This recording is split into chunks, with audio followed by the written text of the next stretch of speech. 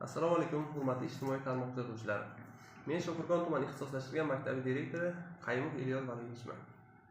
Bizning maktabimiz hurmatli prezidentimizning tashabbuslari bilan 2022-yil 14-apreldagi 106-sonli farmonga asosan tashkil topgan.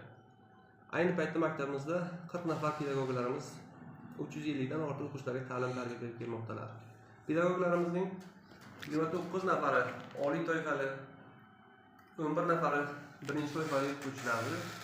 Hammasi o'z sohasining mutaxassisi. Bundan tashqari 30 nafar pedagoglarimiz xalqaro va milliy sertifikatlarga ega. Yurtboshimiz tomonidan amalga bizga yaratilgan imkoniyatlardan foydalanilgan holatda maktabda IELTS to'garaklari, SAT to'garaklari, sun'iy intellektga bolalarga o'rgatish to'garaklari tashkil etilgan va bu o'zini samarasini berib kelmoqda.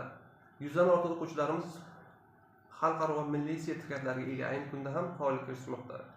Joriy yilda bizni tamomlagan o'quvchilarimizni, ta'lim muassasamizda tugatgan o'quvchilarning 94% talabalik baxtiga musharraf bo'ldi.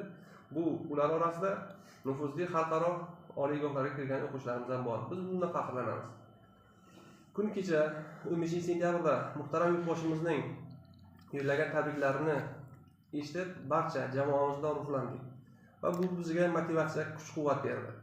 Nasib etsa, Xudo xohlasa, kelgusida bundan ham mas'uliyat bilan ishlab, yurtboshimizni, yurt otasini ishonchini qozonishga, bizga berilgan ishonchni oqlashga harakat qilamiz va otamizga labbay deb javob beramiz. Mana shu fursatdan foydalanib, yaqinlashib kelayotgan 1-oktyabr ustoz va murabbiylar kuni bilan barcha aziz ustozlarimizni, barcha murabbiylarimizni tabriklaymiz. Ilohim sog' salomat bo'ling. Shogirdlarga ta'lim-tarbiya berishdan charchamang.